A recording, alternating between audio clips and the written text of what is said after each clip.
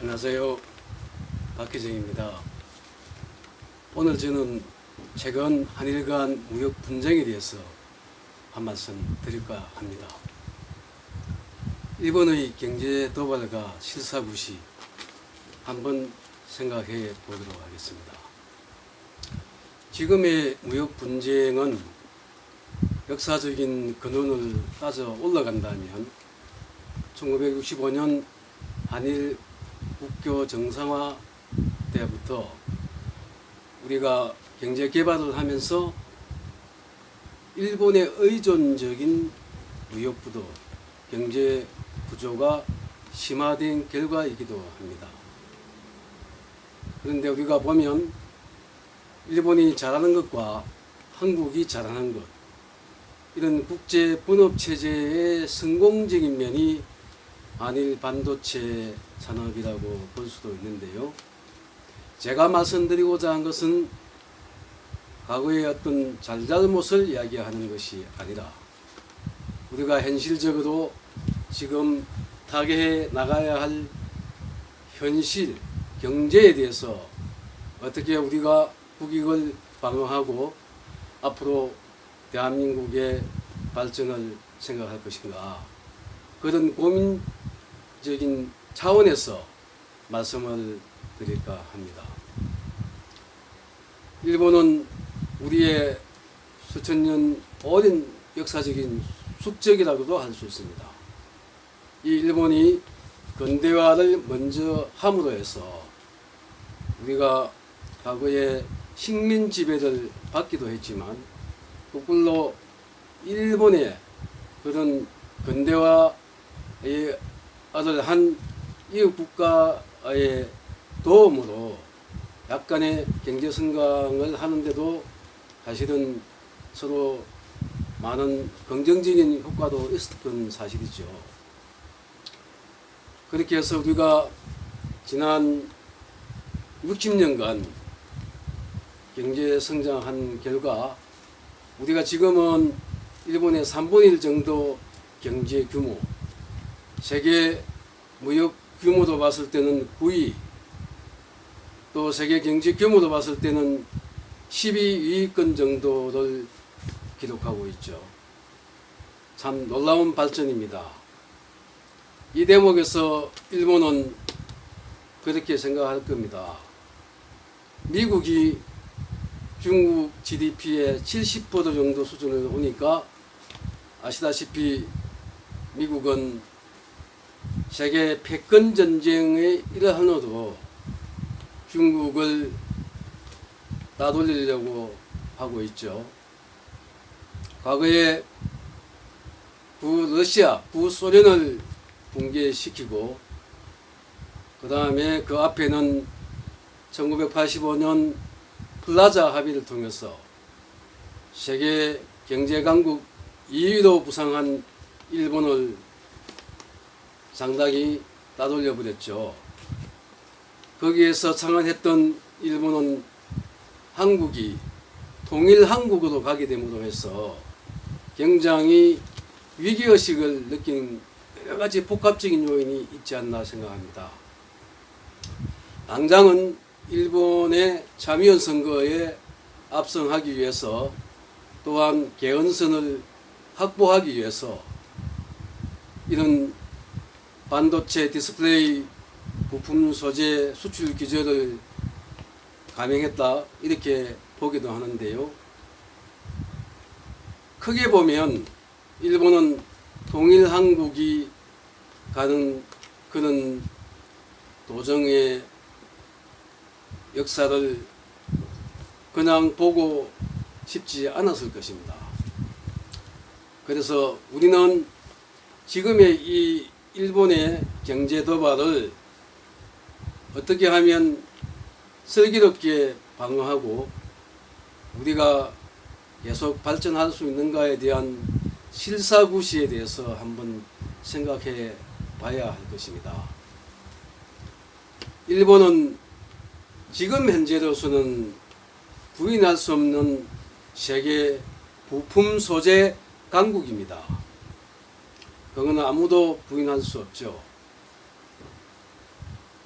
이런 일본을 우리는 거꾸로 잘 이용해서 우리가 동아시아에서 열강에 치우치지 않는 그런 나라로 가야 할 것입니다. 지금 일본이 한국에 대한 GDP 의존도가 1.3% 정도, 한국은 그 3배 정도 됩니다. 정상적인 무역 거래를 하고 있을 때에 서로 GDP 의존 규모가 그런데요. 이게 장기화되게 해서 그 파급 효과는 가늠하기 힘들겠죠. 우리가 학교에서 배울 때 고전학파인 데이비드 리카르도가 비교 우위론을 이야기했죠. 자국에서 생산하는 것보다 타국에서 생산한 가격보다 더 불리할 때는 수입해서 쓸 수 있도록 하는 것이 자국한테 유리하다. 이것이 비교 우위론이라고 하는데요. 사실은 반도체 산업이야말로 리카르도가 이야기했던 그런 것이죠. 그렇게 해서 우리는 반도체 강국이 되었는데요. 일본이 이 부품 소재 핵심 소재를 갖고 있음으로 해서 우리의 아킬레스건이랄까 급소를 강타해버리는데요. 이 위기가 장기화돼서는 한일 양국 모두 다 좋지 않을 것입니다. 그렇게 해서 우리는 일본과 싫지만 현실적인 타개책을 마련해야 될 것입니다. 그러면 어떻게 하면 좋을 것이냐? 딱히 대안을 내놓고 할 수 있는 그런 거가 안 보이죠. SNS에서는 지금 불매 운동이 격렬하게 일어나고 있습니다. 이 SNS 일본 상품 불매 운동, 이것은 소비자 권리로서 할 수도 있죠. 그런데 이것이 자칫 잘못하면 민족주의, 국수주의 경향으로 가게 되면 크나큰 불행이 또 올 수도 있기 때문에 우리가 지금 우리의 경제 역량을 잘 점검해서 어떻게 우리가 이 파고를 넘을 것인가에 대한 대비책을 빨리 마련해야 되겠습니다. 일본은 3개 품목에 국한되지 않고 반도체 디스플레이뿐만 아니라 여타 기계부품, 자동차 관련 그런 기계부품 검수 조치로 확대할 수도 있는 것 아니겠습니까? 그 시한이 8월 말입니다. 그래서 우리는 이 불안정한 사태를 오래 갈 수가 없는데 정부에서도 다각적인 정치 외교적인 역량을 동원해서 대안을 빨리 마련해야 될 것입니다. 우리는 IMF 사태로 200만 명 이상이 실직하는 큰 고통을 받았습니다. 우리가 단순히 감성적인 상태로 갈 것은 아닐 것입니다. IMF 국난을 다시 온다고 제가 이야기하는 것이 아니라 그러한 사태를 미리 막을 수 있는 우리의 내부적인 역량 점검을 해서 재계는 재계대로, 정부는 정부대로, 시민사회는 시민사회대로 해야 할 몫이 있을 것입니다. 우리가 일본의 의도대로 이 무역 분쟁을 확대해서 소위 말하는 아베 전략에 넘어가서는 안 될 것입니다. 일본도 막대한 피해를 보게 될 것입니다. 그렇지만 우리는 동아시아에 안중근 의사가 말씀했듯이 동양 평화를 지키는 역할을 우리가 스스로 해야 됩니다. 강대강의 전쟁만이 꼭 이기는 것이 아닐 것입니다. 우리는 이렇게 내부적인 역량을 점검하면서 일본의 공세에 대비할 수 있는 카드를 만들면서도 장기적으로는 부품 소재 산업의 국산화율을 높일 수 있는 그런 신속하고도 빠른 대비책을 강구해야 할 것입니다. 삼성은 내부 유보 자금만 해도 270조입니다. 이 270조 자금 앞으로 적절히 잘 써서 지금까지 부족했던 국산화 부품 소재 하루속히 장기적인 대책을 마련해서 해 나가야 할 것이고요.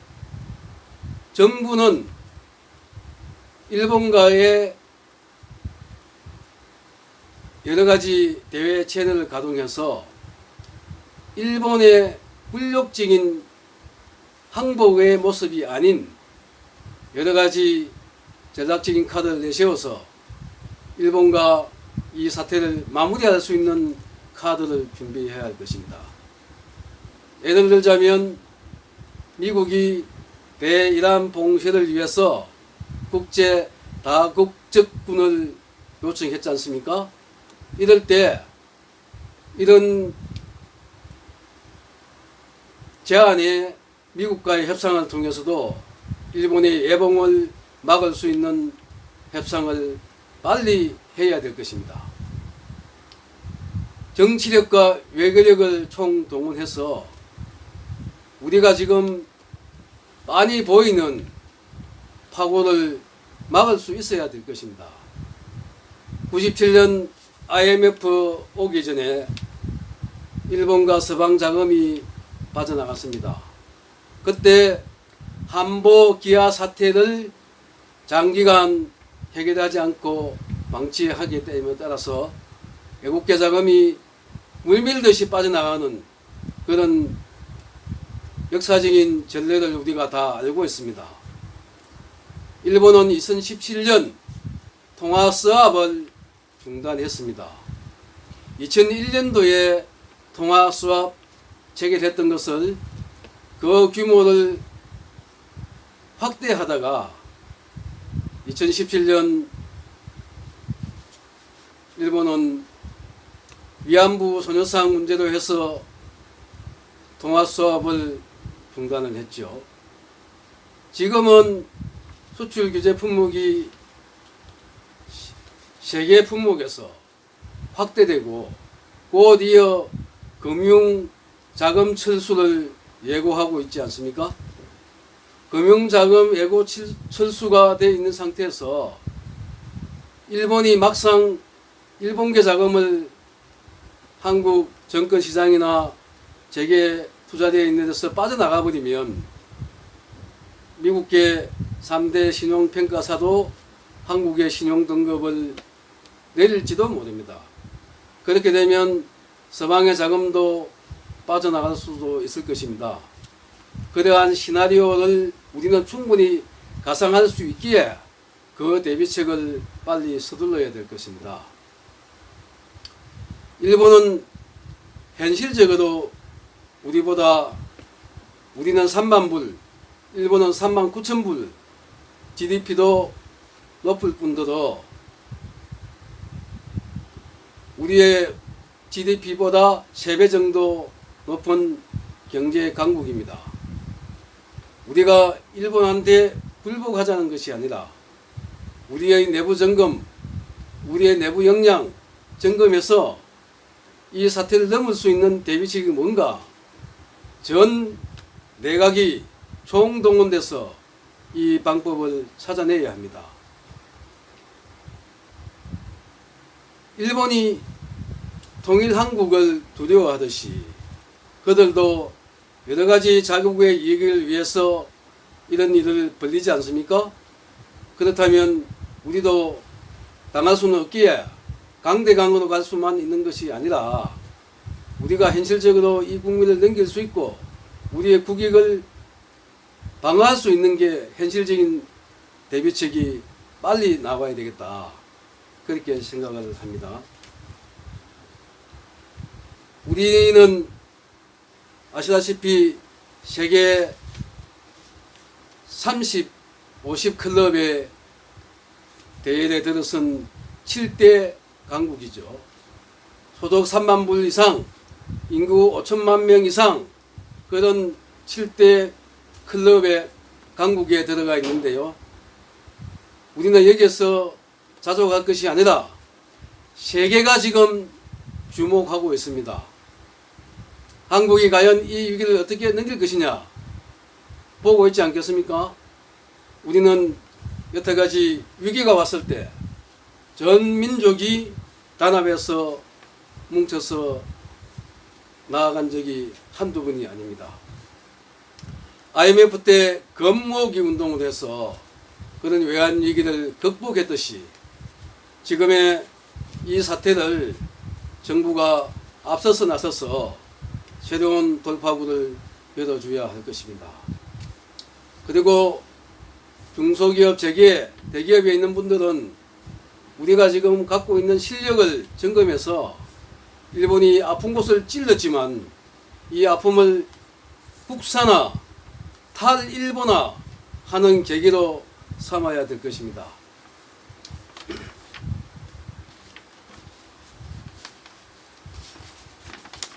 그리고 이 수출 규제 이것이 사실은 서방의 어떤 한국 신인도 하락으로 이어지지 않는 그런 대비책을 빨리 마련해서 우리가 과거사 문제는 과거사 문제다 이렇게 볼 수도 있어야 되고요.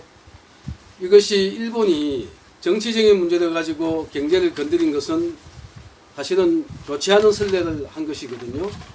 그래서 세계 여론전에도 우리가 적극 나서서 일본의 부당한 처사도 알려야 되겠지만 우리가 이러한 기회를 통해서 국산 부품 소재 국산화율을 높이고 또한 탈일본화 지금까지 누적 적자 대일본 누적 적자가 900조라고 하는 분도 있습니다. 그렇게 해서 이런 누적된 대일 부품 소재 의존 관계도 탈피할 수 있는 기회로 생각하고 다시 한번 우리가 힘을 모아야 되겠습니다. 지금 30대 그룹의 내부 유보 자금도 거의 8,900조입니다. 이 내부 유보 자금 이 위기가 왔을 때 적절히 활용할 수 있도록 합시다. 우리가 살아야 되기에 우리가 할 수 있는 내부 단결부터 해야 되지 않겠습니까?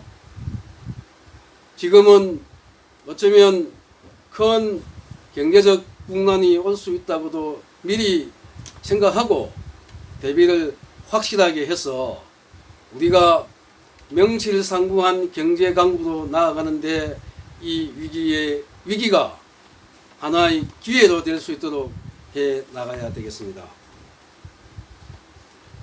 그래서 다시 한번 강조하고 싶습니다. 한일 무역전쟁은 장기화돼서는 안 될 것입니다.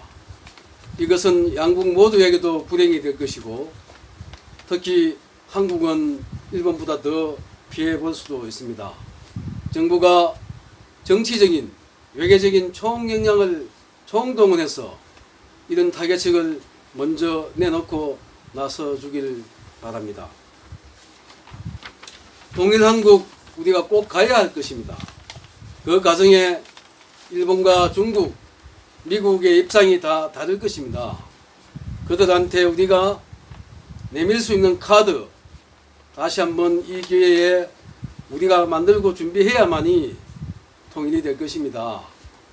이 경제적인 압박, 위기 국면에서 우리는 다시 한번 내부 단결 다시 한번 해야 하면서 우리가 4차 산업이 지금 세계적인 경제 트렌드가 되고 있습니다. 이번 이 기회를 본다면 우리의 실력도 드러났을 것이고요. 앞으로 4차 산업일 때 4차 산업혁명이 가속화돼서 그때 가서도 우리가 이런 위기를 반복해서는 안 될 것입니다. 그렇게 해서 이 위기가 앞으로 우리가 가야 할 4차 산업혁명, 이때도 반복되지 않는 시금석으로 삼아야 될 것입니다. 그래서 저는 강조하고 싶습니다.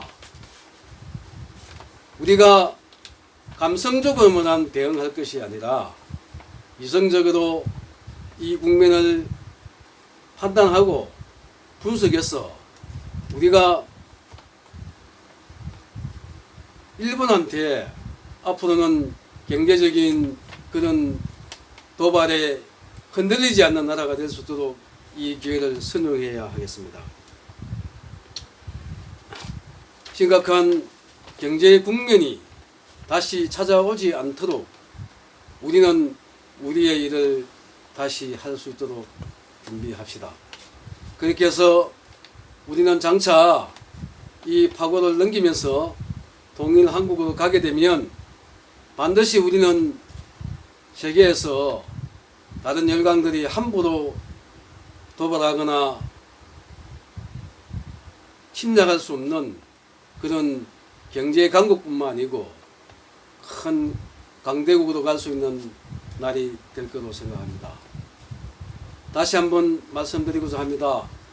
내부 단결해서 이 위기 국면이 민간 모든 부분에서 총력적으로 대응해서 이 위기를 극복하고 다시금 지난 1997년 그런 사태가 오지 않도록 우리가 열심히 한번 뛰어가야 되겠습니다. 감사합니다.